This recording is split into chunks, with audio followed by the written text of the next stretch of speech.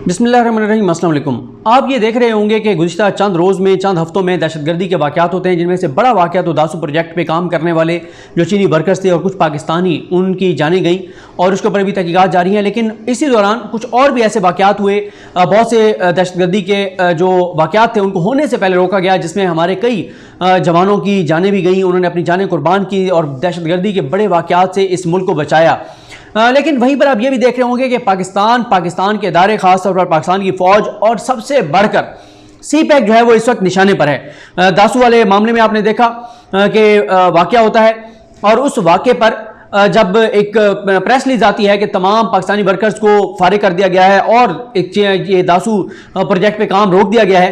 तो इसको एक फातिहाना अंदाज में ट्विटर के ऊपर सेलिब्रेट किया गया, बहुत हाईलाइट किया गया उन लोगों की जानिब से जो कि हमेशा पाकिस्तान के खिलाफ ट्वीट्स करते हैं, जो कि पाकिस्तान की फौज के खिलाफ ट्वीट्स करते हैं, और जिनमें से बाज़ जो आप देख रहे हैं कि वो ऐसी चीज़ें मुसलसल करते हैं जो पाकिस्तान के खिलाफ होती हैं। जब उसके बाद एक और प्रेस रिलीज आती है कि नहीं, वो जो पहली प्रेस रिलीज है, पहला नोटिस था, उसको नोटिफिकेशन वापस लिया जा रहा है, तो बहरहाल उनके चेहरों पर मायूसी थी और उनको ये बात नागवार गुजरी कि क्यों इस प्रोजेक्ट पर दोबारा काम शुरू हो रहा है। तो इस पर बात करेंगे कि आखिर क्या वजह है कि पाकिस्तान के इदारे CPEC अथॉरिटी और जनरल रिटायर्ड आसिम सलीम बाजवा साहब जो हैं वो इस वक्त निशाने पर हैं। एक इंफॉर्मेशन वॉर जो है उसमें शिद्दत आ चुकी है। मैंने किसी से पूछा जिनके इन सारे मामलात पर नजर है, मैंने कहा इसकी क्या आपको वजूहात नजर आती हैं कि एकदम हम देखते हैं कि दहशतगर्दी के वाक़यात भी होते हैं, पाकिस्तान के खिलाफ अंदरूनी और बैरूनी तौर पर महाज भी बन जाता है और पूरा एक फोकस नजर आता है, बहुत सी कुव्वत होगा कि किसी तरह से पाकिस्तान के अंदर बदअमनी हो, किसी तरह से दहशतगर्दी के वाक़यात हो, किसी तरह से पाकिस्तान और चीन में तल्लुकात खराब हो, किसी तरह से CPEC रुके। इसकी वजूहात क्या हैं? उन्होंने जो वजह बताई, एक वजह वो मैं आपको बताता हूं, 6-7 और वजूहात, टोटल 7 वजूहात मैं आपके सामने रखता हूं। एक तो उन्होंने कहा कि यह फैसला उसी दिन हो गया था जब 12 जून को G7 कंट्रीज ने यह फैसला कर लिया था कि हमने चाइना का जो प्रोजेक्ट है BRI, इसको काउंटर करना है। और जाहिर है BRI का जो पार्ट है CPEC, उसका एक बड़ा हिस्सा है। तो उन्होंने कहा कि जब ये G7 कंट्रीज ने कह दिया कि हमने BRI को काउंटर करना है, तो उसमें यह तय है कि जाहिर है जो भी चीन के साथ खड़ा है उसको भी कंसिक्वेंसेस उसके लिए भी होंगे, उसको भी ये सारी मुश्किलात फेस करनी पड़ेंगी। और उन्होंने कहा कि इससे पहले अमेरिकी सदर भी वाज़ेह तौर पर कह चुके हैं कि अब हम चीन के को टफ टाइम देंगे और इस वक्त अमेरिका की तमाम पॉलिसीज जो हैं वो चीन के खिलाफ नजर आती हैं। और जाहिर है चीन के साथ पाकिस्तान खड़ा हुआ है, पाकिस्तान के साथ चीन खड़ा हुआ है, तो अगर पाकिस्तान चीन के साथ खड़ा है और पाकिस्तान CPEC को आगे बढ़ाना चाहता है तो उसके लिए नताइज तो होंगे। और फिर भारत जो है वो क्यों चाहेगा, जो इस खित्ते में जाहिर है जिसको अमेरिका सपोर्ट करता है, कि भारत क्यों चाहेगा कि पाकिस्तान में अमन रहे और CPEC आगे बढ़े। मसला यह है, और ये जो आसिम सलीम बाजवा साहब के खिलाफ मैं थोड़ी सी पहले बात कर लूं कि आसिम सलीम बाजवा साहब के खिलाफ क्यों मुहिम चल रही है, क्यों उनको बार बार निशाना बनाया जाता है। भाई आप कहते हैं, ये खासतौर पर मरीम सफदर साहबा, कि जी आसिम सलीम बाजवा जो हैं उनके असासे थे, जायदादें थी, ये था वो था, वो जो एक स्टोरी आई थी एक वेबसाइट पर, तो इनसे पूछें कि आप अदालत में क्यों नहीं जाते। भाई आपका पनामा आया,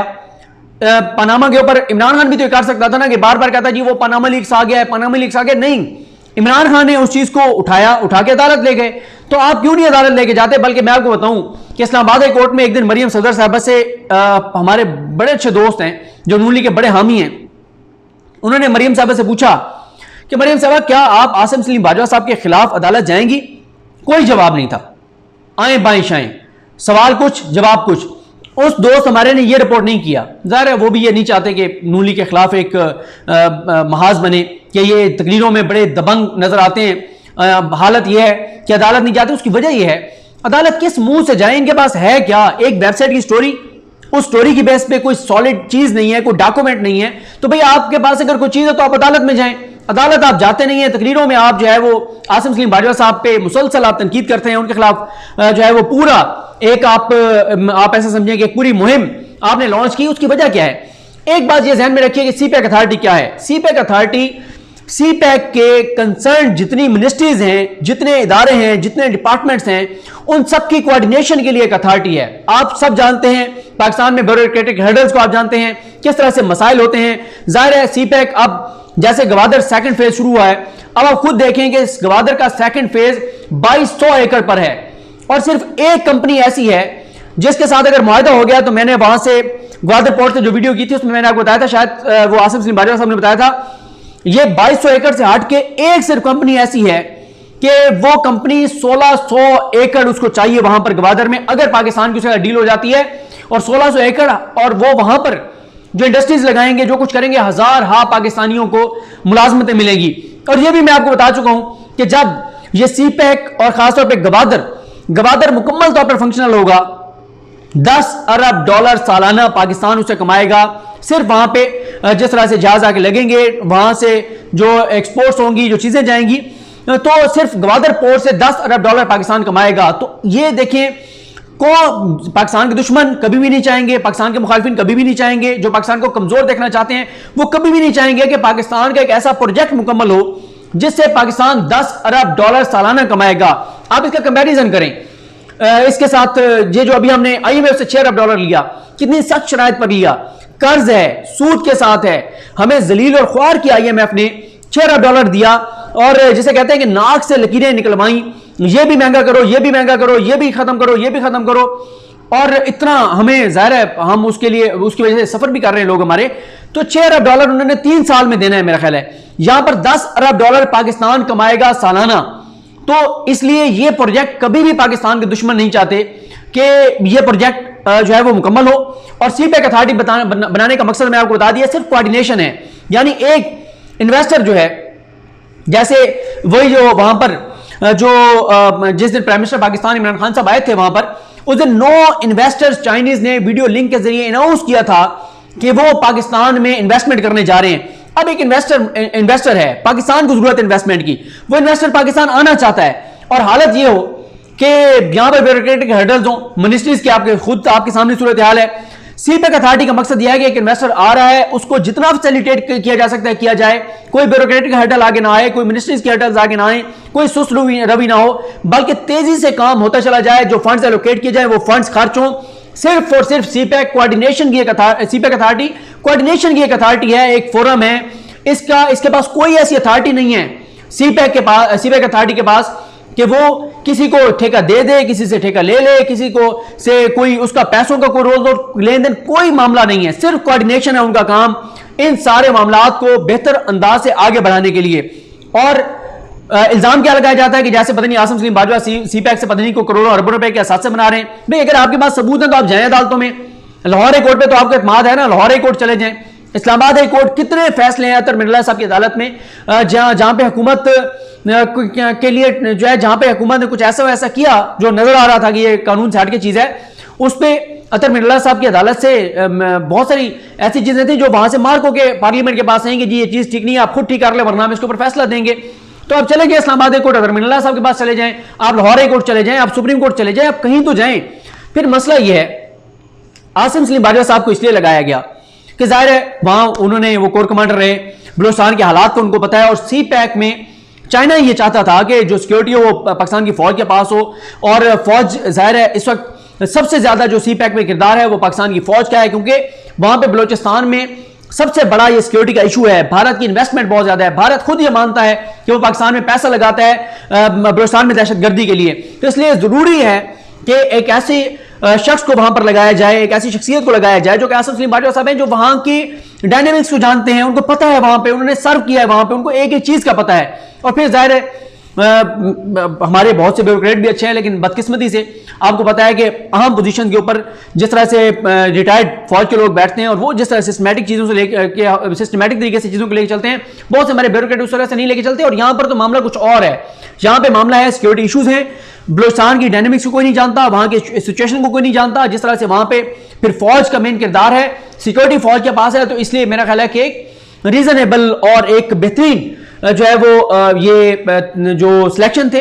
कि वो इस सारे मामले को लेकर चल रहे हैं। तो ये असल निशाना सी पैक है। आसिम सलीम बाजवा साहब सिर्फ बहाना है और उनके ऊपर तनकीद करके बेसिकली सी पैक के ऊपर तनकीद की जाती है। और एक वजह यह भी है उनके ऊपर तनकीद की, इन्हें पता है कि आसिम सलीम बाजवा साहब की वजह से अब सी पैक तेजी से आगे बढ़ रहा है। और आसिम सलीम बाजवा साहब जब हम वहां पर गए, उनकी टीम ने हमें जो ब्रीफिंग दी, ये बिल्कुल झूठ है, ये बिल्कुल गलत बयानी है कि मुस्लिम लीग नून के दौर में बड़ा काम हो रहा था और इमरान खान के आते ही सी पैक के ऊपर काम सुस्त हो गया है। ऐसी कोई चीज नहीं है, बाकायदा उन्होंने ये सारी चीजें बताई। बाकी नून लीग को कुछ पुराने शिकवे शिकायतें हैं आसिम सलीम बाजवा साहब से एक उनमें से यह भी है कि उस वक्त बताया जाता है कि जब नवाज शरीफ वज़ीर-ए-आज़म थे और राहील शरीफ साहब की खबरें बड़ी बड़ी लगती थी अखबार में, क्योंकि ज़ाहिर है ज़रबेज़ब हो रहा था, फौज ऑपरेशन कर रही थी, लेकिन मियां साहब और उनकी टीम को ये चीज़ नागवार गुजरती थी और वो इसका इल्ज़ाम वजारत इत्तलात जो है वो आसिम सलीम बाजवा को देती थी कि ये अखबार में खबरें जो है वो बड़ी बड़ी राहील शरीफ की लगवाते हैं और नवाज शरीफ की खबरें छोटी लगती हैं। ये तो हालत है इन लोगों की। मतलब इस बात पे भी क्या हमारे आर्मी चीफ की खबर क्यों बड़ी लग रही है, इस बात पे भी इनको तकलीफ थी। और अब जाहिर है ये जलसों में खड़े होकर जिस तरह की तकरीरें करते हैं, लेकिन जैसे मैंने आपको बताया कि अदालत में कोई इनमें से नहीं गया। अब मामला यह है कि सी पैक जैसे मैंने आपको बताया कि सेकंड फेज गवादर में शुरू हो चुका है, काम तेजी से जारी है, इसलिए बहुत सारी कुव्वतें ये चाहती हैं कि जितना सी पैक को टारगेट कर सकते हैं टारगेट किया जाए, जितना, क्योंकि बैरूनी दुश्मन दहशतगर्दी के वाकयात कर रहे हैं, इन्वेस्टमेंट कर रहे हैं, इंफॉर्मेशन गलत फैला रहे हैं। दासू के हवाले से आप देख लें, अफगान सफीर की बेटी वाले मामले पे आप देख लें, इसके अलावा वक्तन फक्तन फेक न्यूज आती है, इंडियन मीडिया उसको हाईलाइट करता है, पाकिस्तान के भी बहुत से सहाफी उसके ऊपर ट्वीट्स करने लग जाते हैं। तो ये सारी चीजें हैं। बाकी जहां तक बात है कि चाइना क्या कहता है, चाइना की अथॉरिटीज और चाइना के कंसर्न लोग क्या कहते हैं आसिम सलीम बाजवा साहब के बारे में या इमरान खान साहब के बारे में, सी पैक के हवाले से, हुकूमत के हवाले से, वो अदील वड़ाई साहब ने वहां पे उस सारी पोर्ट के हेड हैं जो चाइनीज हैं, जो चाइनी है, उनका इंटरव्यू उन्होंने किया था जो अभी तक मुझे लगता है उन्होंने अपलोड नहीं किया। उसमें उन्होंने बड़ी तफसील से इमरान खान साहब के बारे में और आसिम सलीम बाजवा साहब के बारे में बताया है। फिर उसके बाद मसला यह है कि इसलिए भी पाकिस्तान की फौज को एक बार फिर टारगेट किया जा रहा है, पाकिस्तान के इदारों को इसलिए टारगेट किया जा रहा है, सी पैक को इसलिए टारगेट किया जा रहा है कि इस वक्त पीडीएम की कोई और चीज उनके पास नहीं रही, पॉलिटिकली कोई और उनके पास चीज ऐसी नहीं रही जिसके ऊपर वो सियासत करें। तो अब इसलिए पाकिस्तान के इदारों को एक बार फिर ब्लैकमेल किया जा रहा है, फिर एक बार उनके ऊपर दबाव बढ़ाया जा रहा है कि किसी तरह से इनको एनओ दिया जाए, किसी तरह से इनको डील दी जाए, किसी तरह से इनको डील दी जाए। मरियम साहबा का केस इस्लामाबाद हाई कोर्ट में मैरिट्स के ऊपर शुरू हो चुका है। उस केस का जो भी फैसला आएगा 4 से 6 माह मैक्सिमम लग सकते हैं, जो मेरा अपना जाती तौर पर ख्याल है, वो पाकिस्तानी सियासत को हिला देगा। या उनकी कन्विक्शन बरकरार होगी तो गिरफ्तार हो जाएंगी, और अगर वो बरी होती हैं तो फिर ये मामला सुप्रीम कोर्ट में जाएगा और ये भी पाकिस्तानी सियासत के लिए बड़ी खबर होगी। तो ये वजूहात हैं इस वक्त जो है वो ब्लैकमेलिंग की। और फिर आप ये देखें कि ये जो एक और मामला है कि अफगानिस्तान से अमेरिका तकरीबन उन्होंने अपनी फौजें निकाली हैं, जो बच्चे कुछ फौजी हैं वो भी निकाल लेंगे। अब मसला यह है कि वहां अफगान तालिबान के असर और रसूख बढ़ने के बाद भारत को यह भी खतरा है कि उनका वो असर रसूख नहीं रहेगा अफगानिस्तान के अंदर। पहले वहां पे जो रॉ वहां पे काम कर रही थी पाकिस्तान में दहशतगर्दी कराने के लिए, अब शायद उनके लिए वो साजगार माहौल ना रहे जो इससे पहले अमेरिका के होते हुए था। तो उनको ये भी परेशानी है, वो ये भी चाहते हैं कि किसी तरह से बलूचिस्तान में अफगानिस्तान में हालात खराब हो, वहां पे दहशतगर्दी हो, वहां पे बदअमनी हो, और उस सब का असर जो है वो पाकिस्तान पे आएगा ही आएगा। तो वो चाहते हैं कि उसका असर पाकिस्तान पर आए, पाकिस्तान में भी बदअमनी हो, पाकिस्तान में भी खुदा न खासा दहशतगर्दी हो। वजह सिर्फ एक है, सी पैक को रोकना है, सी पैक को रोकना है, सी पैक को रोकना है। कुछ भी किया जाए, कुछ भी खबरें चलाई जाएं, लेकिन सी पैक को रोका जाए, सी पैक के रास्ते में रुकावटें डाली जाएं, पाकिस्तान और चाइना की दोस्ती में दरार डाली जाए, ये सारी कोशिशें हैं। मैं आपको बता रहा हूं कि सिंपल बात आपको मैंने बता दी है कि अब सी पैक उस फेज में दाखिल हो चुका है जो कुछ हम गवादर में देख कर रहे हैं कि अगर यह पुरअमन तरीके से काम चलता रहा, हर 1-1.5 माह बाद वहां पे नया कोई प्रोजेक्ट शुरू होगा, नई चीज शुरू होगी। अब यह अंदाजा लगाएं, वहां पर एक भी नई फैक्ट्री अगर शुरू करती है काम, तो उसके अंदर अगर 200 मुलाजमीन या 300 मुलाजमीन भी अगर उसके अंदर काम के लिए आते हैं, बलूचिस्तान की आबादी कम है, ज्यादा नौजवान जो है वो हमने वहां देखा लेबर अंदरूनी सिंध से भी बहुत सी है। अब अंदरूनी सिंध से जो लोग आएंगे, 200-300 लोग जो आएंगे, वो अच्छी वहां पे तनख्वाहें लोगों को मिल रही हैं। 200 से 300 खानदान खुशहाल होंगे जिनको वहां पे जाहिर है जिनको वहां से अच्छी तनख्वाहें मिल रही होंगी, फिर वहां से जो एक्सपोर्ट्स हो रही होंगी पाकिस्तान को फायदा हो रहा होगा। तो पाकिस्तान इस वक्त हर सूरत में अमन चाहता है। जितना अमन होगा पाकिस्तान में, सी पैक तेजी से आगे बढ़ेगा, सी पैक जितनी तेजी से आगे बढ़ेगा उस तरह से खुशहाली आती चली जाएगी, और पाकिस्तान में बेरोजगारी जाहिर है इसी तरह से कम होगी। जब रोजगार के मौके पैदा होंगे, नौकरियां आएंगी, बैरूनी इन्वेस्टमेंट आएगी, एक्सपोर्ट्स बढ़ेंगी, तो इससे पाकिस्तान को हर आने वाले दिन के साथ फायदा होगा। और अगर खुदा न खासा सी पैक के ऊपर काम शुरू होता है दहशतगर्दी वजह से, तो उससे जाहिर है पाकिस्तान को नुकसान है और पाकिस्तान के दुश्मनों को उससे फायदा है। बाकी एब्सोल्युटली नॉट वाला जो बयान है इमरान खान साहब का, जाहिर है उसके भी नताइज आने हैं, उसके भी नताइज हैं। फिर जाहिर है बहुत सारे जगहों पे आप देखेंगे बड़े पैमाने पे मुआशी इस्तेहकाम आता चला जा रहा है, जैसे एक्सपोर्ट्स बढ़ती जा रही है, रेमिटेंसेस बढ़ते चले जा रहे हैं। इन सारी चीज़ों से भी मुआशी इस्तेहकाम कहाँ गंवा रहा है पाकिस्तान के दुश्मनों को। और फिर हमारी बदकिस्मती ये है कि हमारी पोलिटिकल पार्टीज अभी कश्मीर में देख लें, मुहिम में जिस तरह से मरीम साहबा मोदी की मजम्मत करने के बजाय इमरान खान के खिलाफ पीछे लगी हुई हैं, तो इनकी कोशिश यही होती है कि हर चीज़ जो इनको लगता है कि ये इमरान खान के दौर में अगर हो गई तो इससे सियासी तौर पे हमें नुकसान होगा, ये नहीं देखते कि उससे पाकिस्तान को कितना फायदा है। अपना सियासी नुकसान देखते हुए ये कहते हैं कि ये चीज़ किसी सूरत में ना हो। तो ये वजूहात हैं कि सियासी तौर पे पीडीएम के पास और कुछ रहा नहीं है। सीपैक, इसलिए सीपैक के ऊपर बात हो रही है, इसलिए ये पाकिस्तान की फौज के ऊपर तनकीद कर रहे हैं, सीपैक अथॉरिटी पे कर रहे हैं। फिर मैंने आपको बताया है कि ब्लैकमेलिंग है, इदारों को ब्लैकमेल करने के लिए। फिर मैंने आपको बताया कि बैरूनी दुश्मन इस वक्त एक्टिव हैं, किसी तरह से हालात खराब हो अफगानिस्तान में, किसी तरह से पाकिस्तान में हालात खराब हो, G7 कंट्रीज, फिर नेटो का इजलास हुआ इस हवाले से। तो ये सारी वो, फिर आप ये देखेंगे अभी इंडिया का देखें, इंडिया का एतराफ आया कि FATF में हमने पाकिस्तान का नाम रखवाया। ये FATF के ऊपर भी उसके मुंह के ऊपर तमाचा है। और शाह महमूद कुरैशी साहब जो बात कह रहे थे वो सुर्खरू हुए अपनी इस बात में कि FATF एक जो है वो सियासी फोरम है जिसको जिस तरह से इस्तेमाल करने की कुछ कुव्वतें कोशिश करती हैं वो इस्तेमाल हो जाते हैं। अब तो भारत खुद ये मान रहा है। तो ये चार्जशीट है FATF के खिलाफ कि भारत कह रहा है कि हमने इनको जो है वो पाकिस्तान को ग्रे लिस्ट में रखवाया है। और फिर इसके बाद आप ये भी देख रहे हैं कि चीन का भी आप देख लेंगे, चीनी सदर का जो बयान आया और बड़ा सख्त बयान आया, उन्होंने जो कहा कि चीन के जो दुश्मन हैं उनको उनके हवाले से उन्होंने बड़ा सख्त बयान दिया। तो इस वक्त मसला यह है G7 कंट्रीज, अमेरिका, भारत, ये सारे चीन के खिलाफ खड़े हैं। पाकिस्तान चीन के साथ खड़ा है। यहां से सीपैक सारा प्रोजेक्ट है उनका, BRI और उनका उसका हिस्सा है। तो जाहिर है पाकिस्तान इस वक्त अहम चीन के तहादियों में से एक है। तो इसलिए पाकिस्तान के लिए मुश्किलात होंगी। और इस दौरान जो अंदर बैठे हुए लोग हैं, जिनका किसी का बैरूनी एजेंडा है, किसी का कोई सियासी एजेंडा है, किसी को फौज से नफरत है, किसी को इमरान खान से मसला है, किसी को नून लीग से मोहब्बत है, कोई बैरूनी फंडिंग लेता है, कोई NGOs बैरूनी हैं, उसके वो मामलात हैं, कुछ के कुछ और मामलात हैं। तो वो सारे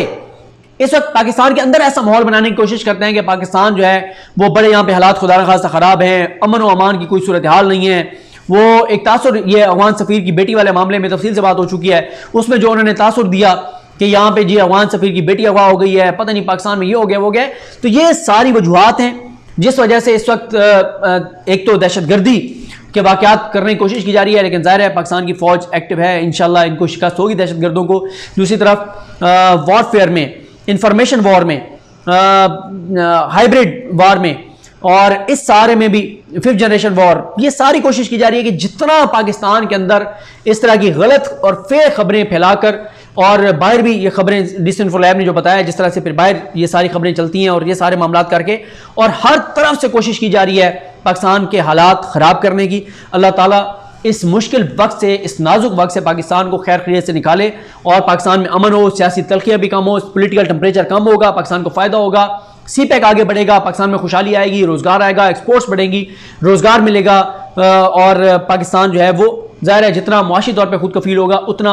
पाकिस्तान जुर्रत के साथ मज़ीद बात कर सकता है, दुनिया में खड़ा हो सकता है। अल्लाह ताला पाकिस्तान पर अपना करम फरमाए, अल्लाह ताला पाकिस्तान को तरक्की दे। अल्लाह करीम हम सबका हमें नासरो। अल्लाह हाफ़िज़।